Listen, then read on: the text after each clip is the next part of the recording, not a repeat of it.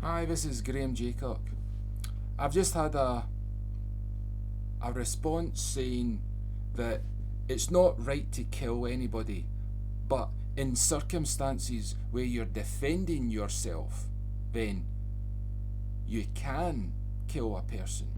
Very interesting, because with the Bible, I can totally rip that argument apart.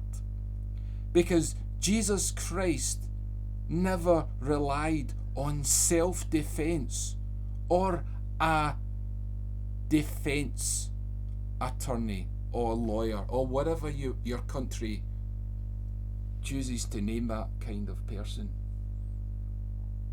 You see, there wasn't any human rights back then when Jesus was walking the earth, and that's the point. So, you have to ask yourself, why did Jesus not rely on self-defense? He could have acted like Bruce Lee. He could have made an impression on them. No, he had to trust God. He had to put everything he understood and knew about God and put it into God's hands. And he did. He was confident. He had faith. He had greater faith than Abraham. Now, all Christians, all Jewish Christians are reminded by the faith of Abraham. But Jesus excels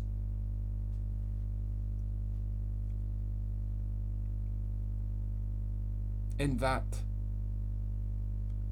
area of human life, because faith is a domain not of religion but every single human being. I take it on good faith atheists are good people, but they are misguided, because like journalism in newspapers, people report false facts. There should be a law in journalism. You will not be paid a wage if what you print is lies, and force journalists never to print lies. That's the beauty and power of the law. Now, all these atheists who write lies in the newspapers, okay? You fear when the law tames you. You rebel when something good is trying to be disciplining you. So, I don't understand this argument of self-defense. But some might argue, well, Jesus is Jesus. He was the Son of God. How does that relate to us? Well, Paul was an extremist. Now, Paul was an extremist like any extremist today. He may not have had the bombs, but he was still an extremist.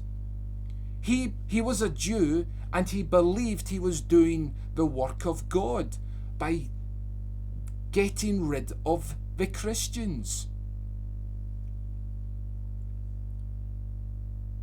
But Jesus stopped extremism in this man. That's the point, because a law cannot change the heart. It can tell you that it wants you to do that, and it comes from you understanding that.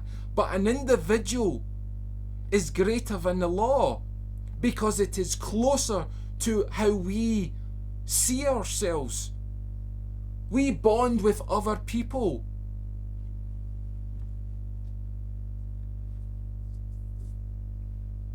Now, Paul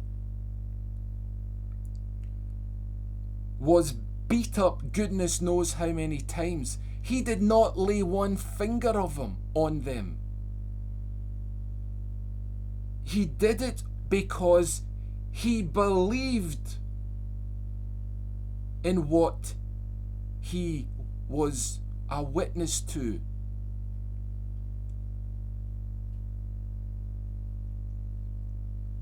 Okay? Now, what did happen to Paul? Paul went to prison. He did not rely on self-defense or try to get out of it. But the interesting fact about Paul appealing to Caesar was he was spreading the gospel. That is the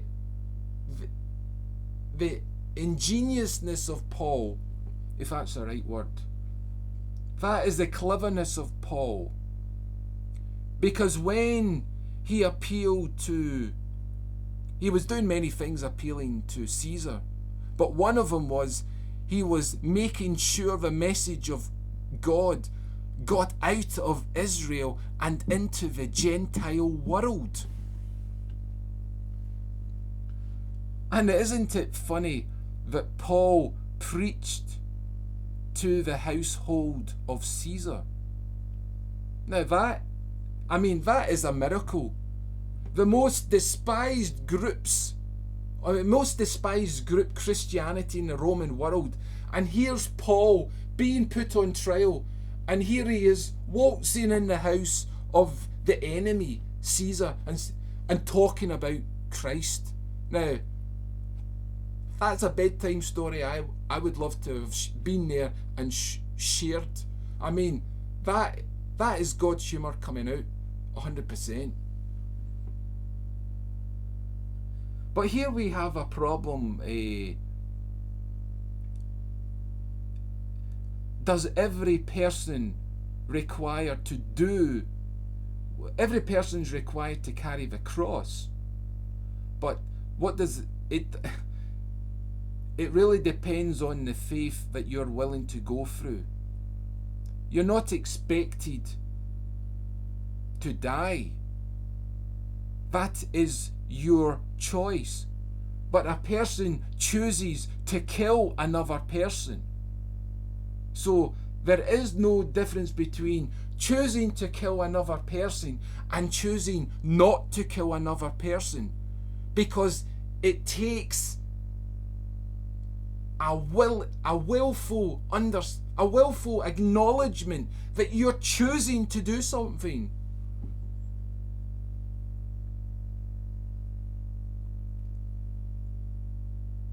Anyway, I've rattled on long enough. I hope you get to see this video, and if you've stayed to the end, that's even greater. Thank you. Bye.